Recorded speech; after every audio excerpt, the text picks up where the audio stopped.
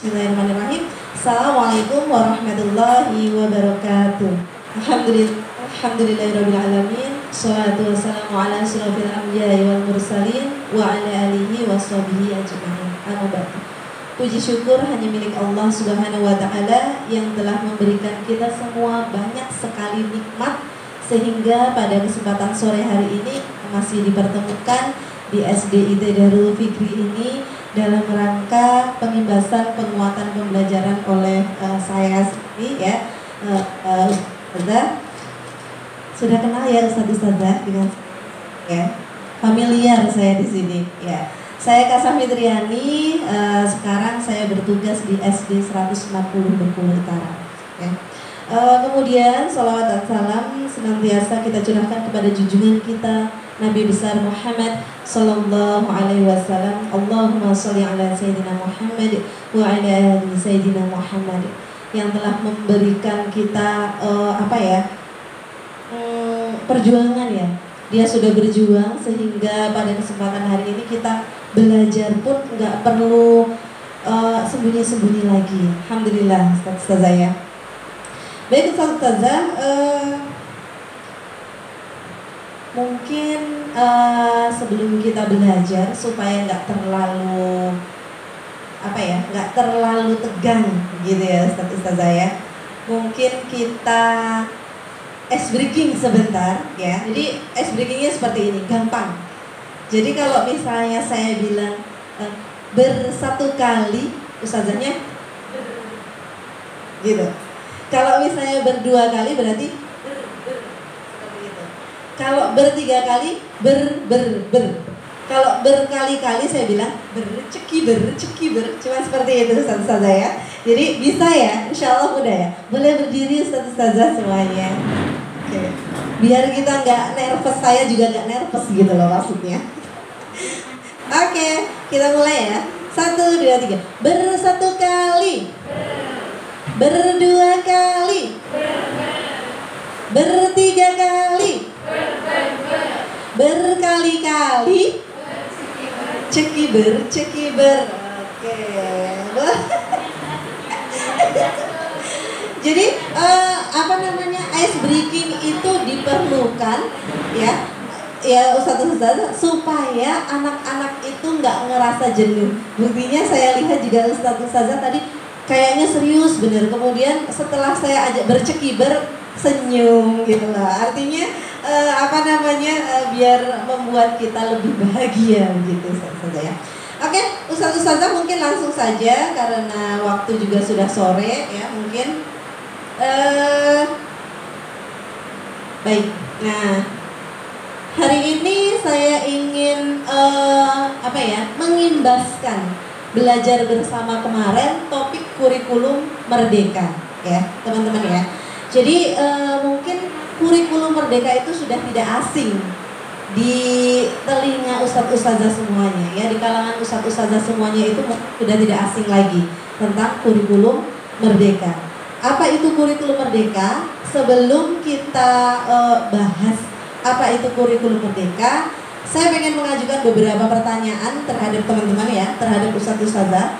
Ketika nanti menurut ustazah pernyataan yang saya tampilkan itu benar, maka silakan ustadz-ustazah itu tepuk tangan ya. Kemudian kalau misalnya pernyataan yang saya tayangkan itu salah, silakan ustadz-ustazah tepuk kaki ya. Jadi kakinya dihentakkan ke lantai seperti itu. Bisa dipahami ustadz-ustazah? Baik, untuk pernyataan yang pertama, siap-siap. Oke. Jadi di pernyataan pertama ini, satuan pendidikan perlu menerapkan kurikulum merdeka secara serentak dan berada di tahap siap atau mahir.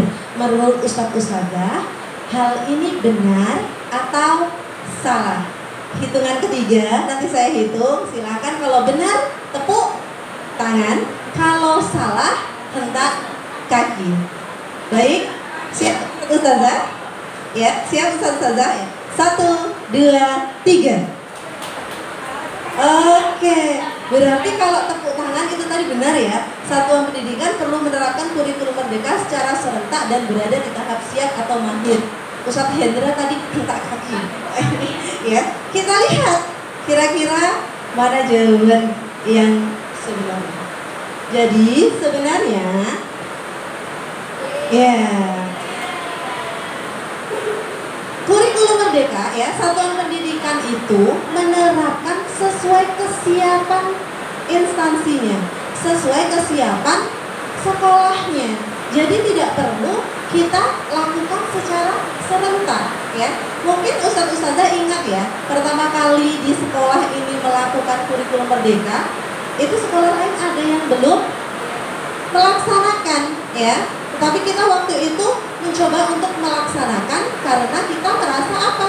Sekolah kita sudah siap untuk mengikuti kurikulum merdeka atau melakukan mengaplikasikan kurikulum merdeka ini. Nah, ini ya ustadz-ustadzah, kurikulum merdeka itu memberikan ruang bagi satuan pendidikan untuk memulai ya aplikasi kurikulum merdeka ini ya. Aturannya di mana ustadz-ustadzah? Aturannya ada di sini. Permendikbud nomor 12 tahun 2024 pasal 23 ya. Kemudian satuan pendidikan perlu menganalisis secara mendalam tahap kesiapannya. Apakah ada di tahap awal, berkembang, siap, atau mahir sesuai dengan kondisi satuan pendidikan dan data. Itu ya ustadz-ustadzah. Jadi kurikulum merdeka itu diterapkan berdasarkan kesiapan dari instansi sekolahnya masing-masing. Kalau memang dirasa belum siap, tidak masalah ya. Tetapi kalau merasa sekolahnya tersebut sudah siap, ya harus dilaksanakan, begitu ya ustadz-ustadzah ya. Karena itu tuntutan juga sesuai dengan Permendikbud nomor 12 tahun 2024. Kemudian pernyataan yang kedua, siap-siap ya ustadz-ustadzah. Menurut Permendikbud nomor 12 tahun 2024, kurikulum satuan pendidikan ditetapkan oleh Kepala Satuan Pendidikan. Ditetapkan oleh Kepala Satuan Pendidikan atau Kepala Sekolah. Betul atau salah? Oke. Kalau tepuk tangan tadi berarti betul ya? Kita lihat. Yang sebenarnya adalah ya betul ya ustadz-ustadzah. Kurikulum satuan pendidikan itu ditetapkan oleh Kepala Satuan Pendidikan. Ada peran pengawas di sana ustadz-ustadzah? Ada peran Diknas? Ada. Tapi mereka berperan, punya perannya masing-masing. Tetapi untuk peran yang menetapkan satuan pendidikan ya, itu kurikulum satuan pendidikan tersebut adalah kepala sekolah atau kepala satuan pendidikan. Apa tugas pengawas sekolah ustadz-ustadzah? Itu ya, tetap memfasilitasi penyusunan atau revisi kurikulum satuan pendidikan. Jadi kalau ada mungkin sekiranya kata pengawas itu yang perlu direvisi, perlu diperbaiki, maka peran pengawas itu adalah itu ya. Kita tinggal melaksanakan, kemudian kalau ada yang harus direvisi, maka harus direvisi. Kemudian peran dinas pendidikan ya, melakukan supervisi untuk memastikan penyusunan selaras dengan regulasi dan panduan. Jadi ada panduannya juga. Nah, itu tugas siapa? Yang merevisi itu, yang mensupervisi, tugasnya orang Diknas ya. Kemudian apa sih maksudnya? Ya, dimaksudkan agar satuan pendidikan menjadikan kurikulum satuan pendidikan sebagai dokumen hidup untuk membantu penyelenggaraan pendidikan yang berkualitas. Itu juga fungsi dari kurikulum ya ustadz-ustadzah ya, pedoman hidup, pedoman dalam pembelajaran untuk ustadz-ustadzah menindaklanjuti memperlakukan peserta didiknya sekolah itu ya ustadz-ustadzah. Kemudian selanjutnya format kurikulum satuan pendidikan tidak perlu dibuat seragam. Jadi tidak perlu sama dengan yang lainnya. Betul atau salah? 1, 2, 3. Oke, banyak tepuk tangan ya. Ada juga yang enggak, aduh apa ini ya gitu. Biasa itu ya ustadz-ustadzah ya. Saya juga kemarin juga kayak gitu, kalau pas lupa kayak gitu kan. Nah, apakah pernyataan ini benar? Tadi banyak yang tepuk tangan ya. Sekarang kita lihat yang sebenarnya adalah iya. Jadi kurikulum satuan pendidikan itu tidak apa-apa dibuat tidak seragam. Karena apa? Menyesuaikan dengan karakteristik setiap sekolah tersebut. Ya. Lah gimana kalau misalnya kita itu, misalnya kurikulum satuan pendidikannya ditetapkan sama orang pusat sana, sementara mereka mengukurnya dari sekolah-sekolah pusat sana, kan nggak mungkin bisa kita lakukan, begitu ya Ustazah. Jadi nggak perlu sama, nggak apa-apa, ya. Yang penting sesuai dengan apa yang ada di sekolah kita. Nah, yang harus sama apa? Ada yang memang harus ada dalam kurikulum satuan pendidikan tersebut. Yang pertama ada karakteristik satuan pendidikannya, terus ada visi misi tujuannya, terus pengorganisasian pembelajaran, perencanaan pembelajaran, dan contoh RPP atau sekarang lebih dikenal dengan modul ajar, ya Ustazah ya. Jadi itu hal-hal ya atau poin-poin yang harus ada dalam kurikulum satuan pendidikan. Cuman formatnya enggak seragam, enggak apa-apa. Bahkan namanya merdeka ya, boleh kita berkreasi sebisa kita gitu loh ya Ustazah ya. Lanjut Ustazah ya. Pernyataan nomor 4. Kurikulum satuan pendidikan direvisi 4 sampai 5 tahun sekali oleh satuan pendidikan. Benar atau salah? Oke, ada yang benar, ada yang diam-diam ya. Ada yang begitu ya, tapi nggak terdengar gitu karena hujan juga, alhamdulillah. Yang sebenarnya adalah tidak, ya. Jadi kurikulum satuan pendidikan itu direvisinya sesuai dengan kebutuhan dan kondisi yang ada di sekolah. Kalau misalnya 5 tahun nggak kita ganti-ganti, tapi kita nilai kurikulum tersebut masih relevan, ya nggak apa-apa, tetap kita gunakan. Tapi kalau misalnya menurut kita, oh ini udah nggak sesuai nih, ya harus diganti dong, gitu ya Ustazah ya. Nah ini ada alur-alurnya. Peninjauan dapat dilaksanakan secara berkala menyesuaikan dengan kebutuhan satuan pendidikan. Ini yang barusan saya omong. Terus yang barusan juga saya jawab sama Ustadz Hendra tadi ya. Dinamis dia. Jadi kapan pun mau dirubah boleh kayak gitu nih. Ya. Terus revisi dilakukan berdasarkan hasil evaluasi dan disesuaikan dengan kondisi aktual satuan pendidikan. Yaitu tadi, kalau kita rasa masih bisa kita pakai. Kalau memang sudah tidak bisa, ya harus diganti gitu ya Ustazah ya. Terus evaluasi jangka pendek terhadap pengorganisasian dan perencanaan pembelajaran observasi dapat dilakukan per semester atau per tahun sesuai kebutuhan melalui data seperti observasi, diskusi dengan warga sekolah, dan juga raport pendidikan. Hasil evaluasi tersebut membantu kepala satuan pendidikan dan pendidik untuk memperbaiki pelaksanaan kurikulum satuan pendidikan sehingga kualitas pembelajaran dapat meningkat ya. Untuk jangka panjangnya itu dapat dilakukan 4 sampai 5 tahun sekali. Itu untuk jangka panjangnya. Oke, selanjutnya Ustazah. Nah, ini nih terkait modul ajar. Setiap satuan pendidikan wajib menyusun modul ajarnya sendiri dan modulnya harus tebal halamannya. Betul atau salah? 1, 2, 3. Oke, mantap pokoknya kalau di SD itu Darul Fikri ya. Ustazahnya itu udah the best lah insya Allah. Yang seharusnya adalah tidak ya. Modul ajar tidak wajib dibuat sendiri dan tidak harus tebal. Jadi kita sudah difasilitasi di kurikulum Merdeka ini, kita sudah difasilitasi dengan PMM ya, Ustazah ya. Difasilitasi dengan PMM. Di sana kita bisa mencari contoh-contoh modul ajar. Apakah boleh modul ajar tersebut kita ambil? Boleh, tetapi ingat kalau bisa harus di ATM, bukan kalau bisa ya, harus di ATM. Amati, tiru, modifikasi. Jadi tetap harus kita modifikasi, nggak boleh kita ambil mentah-mentah.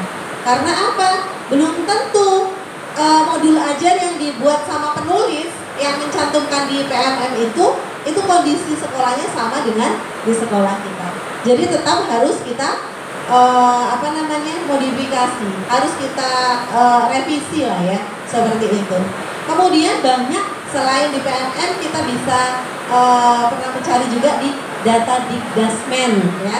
Kemudian ada lagi nih Ustazah, mungkin kalau mungkin Ustazah juga udah tahu. Jadi kita bisa membuat modul ajar itu secara mudah di Canva ya, itu bisa ya. Terus bisa juga ada namanya, kemarin saya dapat informasi juga, itu namanya di Gemini ya. Di Gemini itu kita bisa mau apa aja yang kita cari, insya Allah ada. Yang penting kita pas ya, pas mengetikkan apa namanya, apa yang kita mau gitu ya. Selesai. Untuk selanjutnya Bapak Ibu, asesmen awal digunakan untuk mengetahui kemampuan awal peserta didik dalam kaitannya dengan tujuan pembelajaran tertentu. Menurut Bapak Ibu benar atau enggak? Digunakan untuk mengetahui kemampuan awal peserta didik. 1, 2, 3. Benar. Benar kata Bapak Ibu. Coba kita lihat Bapak Ibu ya. Iya, asesmen awal itu dilakukan untuk mengetahui kemampuan awal dan kesiapan peserta didik sehingga menyesuaikan pembelajaran dapat dilakukan sesuai kebutuhan. Bapak Ibu pernah melakukan asesmen awal? Dilakukannya kapan itu Bapak Ibu? Iya, sebelum tahun ajaran baru, gitu ya Bapak Ibu. Jadi namanya di awal, berarti pas di awal-awal. Setelah itu hasilnya kita gunakan untuk mengetahui kemampuan awal dan kesiapan belajar siswa ini. Ya Bapak Ibu. Asesmen awal adalah bagian dari asesmen formatif untuk mengetahui apakah tujuan dan strategi pembelajaran yang sudah disiapkan sesuai kebutuhan peserta didik. Jadi dengan asesmen awal kita tahu hal-hal yang akan kita lakukan terhadap peserta didik baru yang akan kita hadapi. Apakah itu hanya di kelas 1 aja Bapak Ibu? Nah ya, misalnya naik kelas 2 biar kita tahu, atau kalau enggak adalah kita bisa mencari informasi dari guru sebelumnya. Gimana sih anak-anak ini harusnya diapakan, seperti itu biasanya Bapak Ibu. Baik, selanjutnya pembagian peserta didik ke dalam gaya belajar visual, auditory, dan kinestetik perlu dilakukan sebagai salah satu bentuk pembelajaran terdiferensiasi. Menurut Bapak Ibu. Tapi sebelumnya visual, auditory, kemudian kinestetik, insya Allah tahu ya Bapak Ibu. Oke. Tidak. Ya, kita lihat. Jadi pembelajaran diferensiasi tidak perlu dilakukan melalui pembagian gaya belajar visual, auditory, dan kinestetik. Ya. Nah, itu Bapak Ibu penjabarannya. Sumber dan strategi pembelajaran perlu disesuaikan dengan yang paling efektif untuk mencapai tujuan pembelajaran tertentu. Jadi kita nggak perlu lagi apa namanya mengelompokkan gaya belajar siswa yang ini auditory, kemudian yang ini kinestetik, kemudian yang ini ya, itu tidak boleh lagi karena apa namanya itu dinilai apa ya, kayak jadinya nanti kayak kasih kayak gitu. Seperti itu ya, ada perbedaan, beda-bedakan. Nah kemudian peserta didik memerlukan variasi stimulus dan sumber belajar agar terbiasa menggunakan berbagai sumber belajar. Jadi kalau misalnya kita mau mengelompokkan kayak gitu terus, kemungkinan juga nanti kita akan apa ya, kesusahan kayak gitu kan Bapak Ibu. Kita harus si anak ini auditory, jadi harus kita cekokin terus dengan gaya belajar dia terus. Nah nanti yang lain-lainnya nggak akan berkembang. Nah tujuannya apa? Kita tidak perlu mengelompokkan lagi supaya anak-anak tersebut yang berkembang sesuai dengan kemampuannya nanti. Itu Bapak Ibu ya. Jadi harus kita stimulus, kita kasih apa ya, semuanya. Hasil proyeknya, bukan proyeknya yang kita nilai, tetapi prosesnya. Jadi di sana kita ingin menguatkan karakter siswa. Ada berapa ya Bapak Ibu ya? Karakter profil belajar apa sih ya? Kalau boleh tahu, boleh kita ada berapa ya? Ada berapa ya?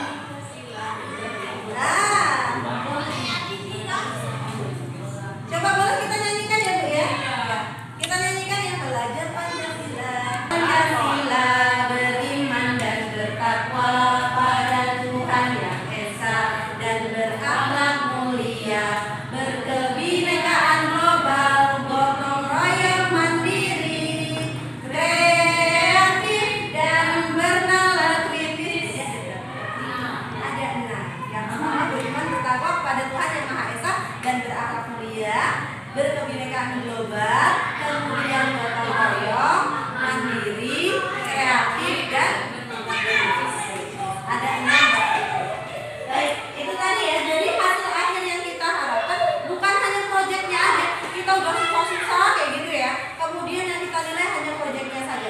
ya Bapak Ibu, tidak. Tapi yang kita nilai adalah prosesnya selama dia melakukan proyek tersebut. Itu Bapak Ibu.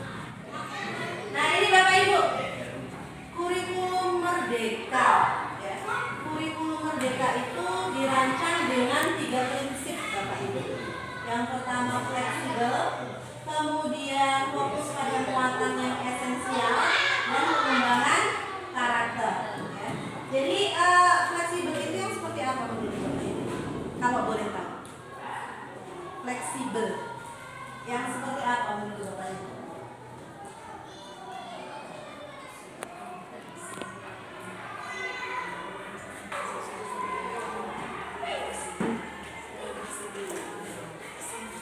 Atau mungkin yang ada di daerah kita sesuai dengan karakteristik peserta didik kita.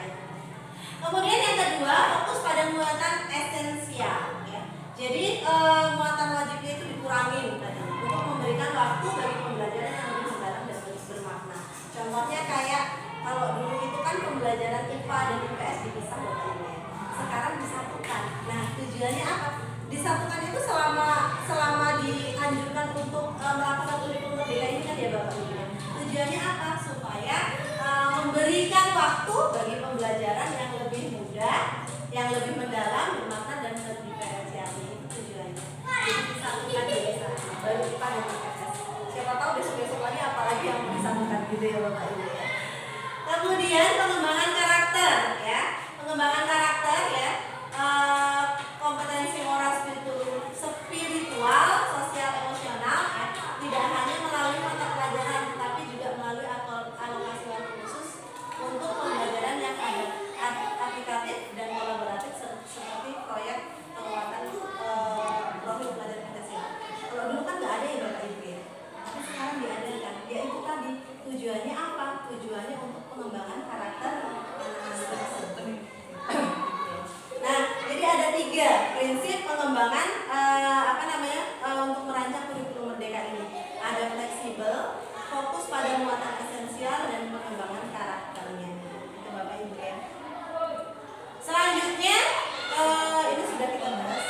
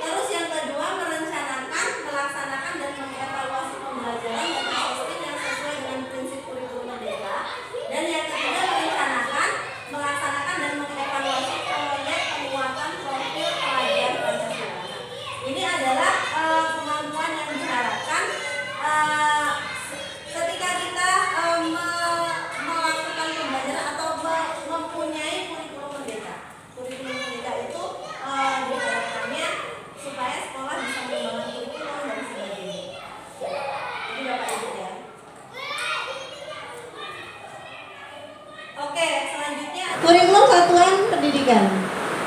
Kita percepat sedikit ya Ustaz ya. Ini kurikulum satuan pendidikan itu merupakan dokumen yang memuat seluruh rencana proses belajar yang diselenggarakan di satuan pendidikan dan sebagai acuan seluruh penyelenggaraan pembelajaran. Betul nggak Ustaz-Ustazah? Jadi Ustaz-Ustazah itu melakukan pembelajaran itu pedomannya dari kurikulum, dari KSP, kurikulum satuan pendidikan, atau kalau di SD itu namanya KOSP gitu ya Ustaz-Ustazah. Ya, kurikulum operasional satuan pendidikan ya itu. Betul ya. Jadi kita melakukan pembelajaran mengikuti kurikulum.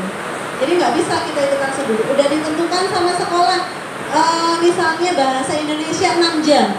Tiba-tiba kita buat 4 jam aja lah, atau 2 jam aja lah biar cepet gitu. Nggak bisa seperti itu Ustaz-Ustazah ya. Harus kita ikuti. Lanjut. Apa fungsinya kurikulum? Nah, yang pertama sebagai dokumen hidup. Terus menampilkan ciri khas satuan pendidikan. Terus melibatkan melibatkan pemangku kepentingan. Itu. Jadi fungsi kurikulum itu adalah yang 3 tadi sobat-sobat. Nah, ini prinsip penyusunan kurikulum satuan pendidikan. Yang pertama, harus berpusat pada peserta didik. Jadi nggak bisa semau kita sendiri. Ya terserahlah, yang penting sudah kami buat misalnya. Serahlah anak-anak tuh nanti bisa ngikutin atau enggak bisa seperti itu ya sobat. Kontekstual, sesuai ya dengan kondisi yang ada di tempat kita ya, satuan pendidikan kita. Terus esensial ya, informasinya informasi yang penting aja yang kita masukkan ke dalam KSP atau KOSP tersebut.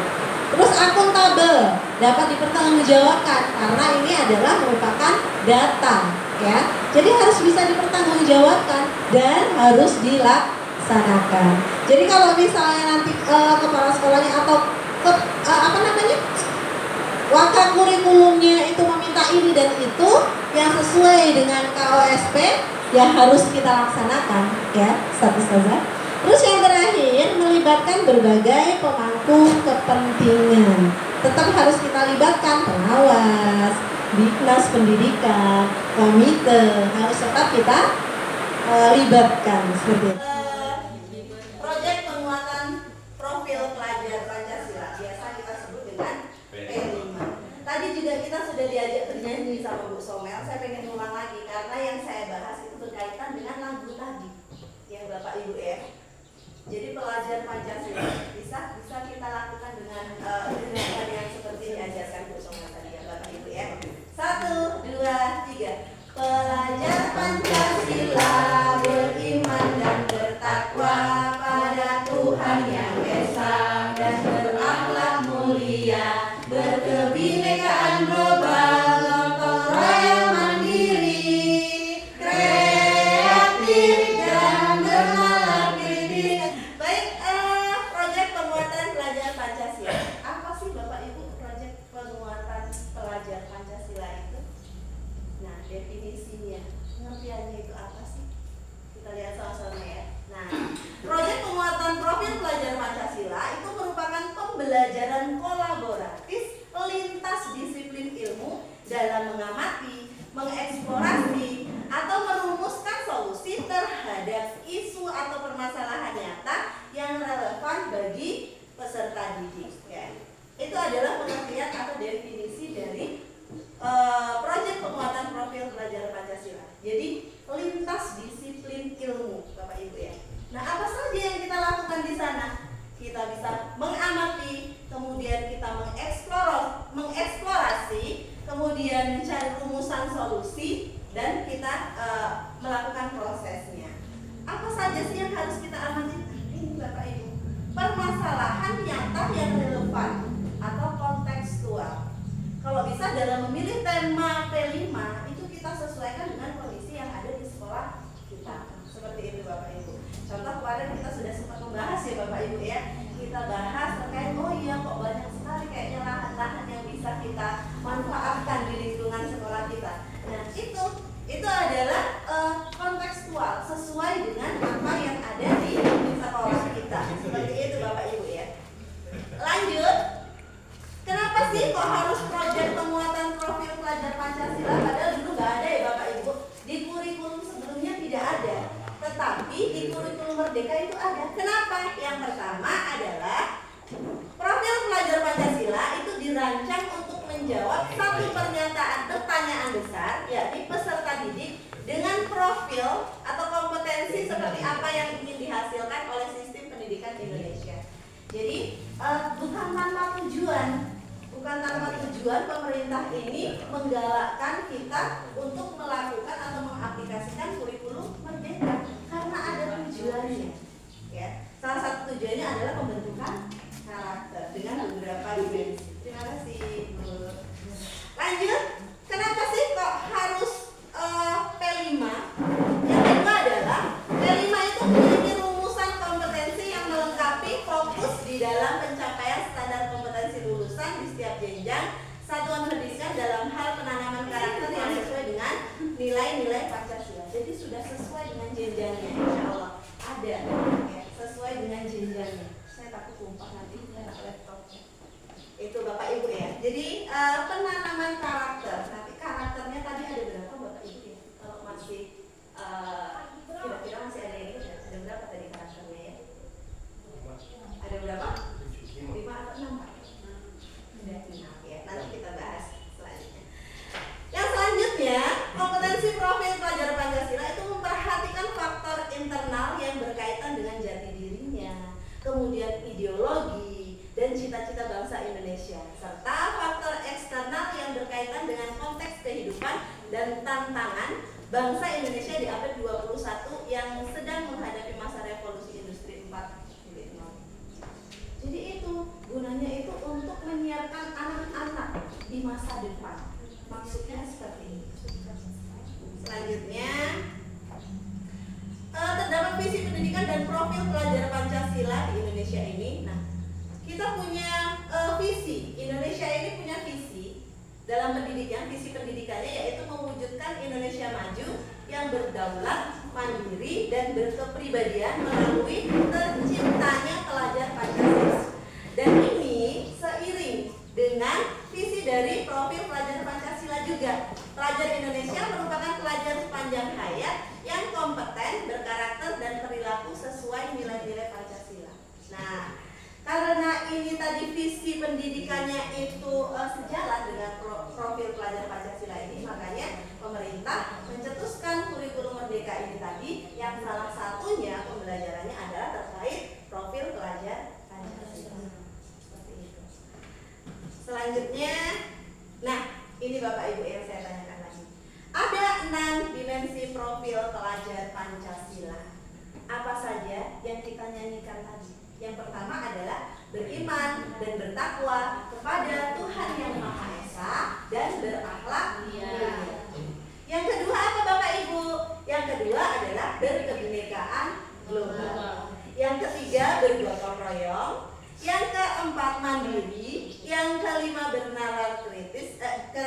Yang keenam bernalar kritis. Nah, apa itu bernalar kritis, kemudian gotong royong dan yang lain sebagainya? Nah, ini Bapak Ibu. Jadi ini adalah penjabaran 6 dimensi profil pelajar Pancasila. Yang pertama tadi adalah beriman, bertakwa kepada Tuhan Yang Maha Esa dan berakhlak mulia. Nah, artinya apa? Sebagai pelajar, kita itu diminta untuk bertakwa, beriman kepada Tuhan Yang Maha Esa. Dan kita diminta untuk melakukan akhlak mulia, akhlak yang baik. Kira-kira Bapak Ibu kalau misalnya nih kita pengen anak-anak didik kita itu berperilaku baik, apa yang harus kita lakukan? Kita juga harus. Iya. Jadi kayak semboyan apa namanya? Pendidikan yang dicetuskan di Hajar Dewantara itu loh Pak. Yang apa itu? Yang ingat sasungtulodo, ing madya manungkaso, tutulih handayani. Artinya apa? Di depan memberikan teladan, di tengah-tengah memberikan apa namanya? Apa sih ya? Motivasi seperti itu, dan di belakang memberikan dorongan. Jadi kalau kita mau anak-anak didik kita baik, ya harus kita mulai dari diri kita dulu. Seperti itu Bapak Ibu. Nah, ini ada elemen-elemen kunci beriman bertakwa kepada Tuhan Yang Maha Esa dan berakhlak mulia. Yang pertama itu akhlak agama. Artinya kita menjalankan perintah agama kita masing-masing dan menjauhi larangan dari agama kita masing-masing. Secara garis besarnya seperti itu ya Bapak Ibu ya. Terus akhlak pribadi, bagaimana kita berlaku. Kita berlaku itu harus seperti apa? Ya. Kita hormati diri kita sendiri dan yang lain sebagainya. Yaitu Bapak Ibu. Terus yang ketiga, akhlak kepada manusia. Bagaimana kita bertindak kepada manusia? Bagaimana kita bersosialisasi, bergaul dengan manusia? Bagaimana cara kita? Itu harus kita pikirkan. Kemudian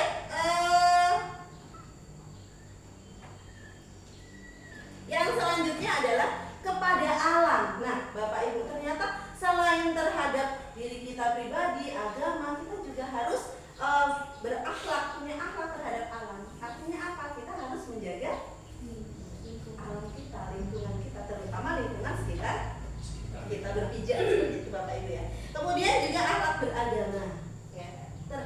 bernegara terhadap negara, ya kita harus menjunjung tinggi kesatuan negara Republik Indonesia. Itu Bapak Ibu ya. Yang kedua adalah berkebinekaan global. Tadi simbolnya seperti berkebinekaan global. Seperti itu Bapak Ibu. Jadi kita itu harus diminta untuk berpikiran terbuka. Ya. Tidak hanya ibaratnya ini versi saya sendiri. Ya, tidak seperti itu. Jadi harus global, harus luas. Kita harus bisa menerima dari luar, tetapi ingat harus kita saring mana yang memang betul-betul bisa kita terima, mana yang benar-benar kita bisa lakukan, dan mana yang tidak bisa kita lakukan. Seperti itu Bapak Ibu. Elemen kuncinya mengenal dan menghargai budaya. Ya, budaya kita sangat banyak sekali Bapak Ibu, jadi harus kita hargai. Kemudian kemampuan komunikasi interkultural dalam berinteraksi dengan sesama. Ya, bagaimana cara kita berinteraksi dengan sesama sebisa mungkin kita tidak tidak menyakiti orang yang kita ajak bergaul itu. Kemudian refleksi dan tanggung jawab terhadap pengalaman kebinekaan. Ya Bapak Ibu ya. Ini adalah penjabaran dari berkebinekaan global. Selanjutnya mandiri, tadi simbolnya seperti ini. Artinya apa? Pelajar yang bertanggung jawab atas proses dan hasil belajarnya. Dia bisa bertanggung jawab terhadap dirinya sendiri. Seperti itu Bapak Ibu ya. Elemennya apa? Kesadaran akan diri dan situasi yang dihadapi serta regulasi diri. Regulasi diri itu adalah cara kita menempatkan diri kita. Seperti itu. Jadi kalau misalnya mungkin kalau kita ajarkan dengan siswa, kalau misalnya berbicara dengan teman sebayanya itu harus seperti apa. Kalau sama orang yang lebih tua itu harus seperti apa. Nah, itu mereka harus tahu, harus paham seperti itu. Dan siapa yang harus memberikan pemahaman itu? Kita sebagai seorang pendidik. Lanjut, bergotong royong. Nah, sering insya Allah setelah kita lakukan Bapak Ibu ya, setiap pagi anak-anak bergotong royong mengambil sampah-sampah, bergotong royong tiket kelas Bu ya. Di sekolah kami insya Allah biasa seperti itu anak-anaknya ya. Nah, elemen dari gotong royong apa? Kolaborasi, adanya kolaborasi antar peserta didik tersebut, kemudian saling peduli dan juga berbagi. Nah, di sana letak gotong royongnya. Lanjut, bernalar kritis. Secara objektif mampu memproses informasi baik kualitatif maupun kuantitatif. Jadi bernalar kritis. Tinggal bagaimana caranya kita yang memberikan sehingga anak-anak itu bisa bernalar kritis. Tadi juga sudah disampaikan sama Bu Sunda Bu ya, kalau nggak salah ya, guru itu menjadi fasilitator dalam pendidikan. Jadi murid-murid itu harus lebih banyak bekerja seperti itu. Ya, kita menjadi fasilitator ini. Ini Bapak Ibu ya. Kita lanjut. Nah, yang selanjutnya adalah kreatif. Pelajar yang kreatif itu yang mampu memodifikasi dan menghasilkan sesuatu yang orisinil, bermakna, bermanfaat, dan berdampak. Ya. Elemen kuncinya menghasilkan gagasan yang orisinal, menghasilkan karya dan tindakan yang orisinal. Jadi gagasannya itu dari diri mereka sendiri. Kemudian juga kalau misalnya membuat karya itu betul-betul karya diri sendiri. Itu Bapak Ibu ya. Itu kreatif. Manfaat proyek penguatan profil pelajar Pancasila.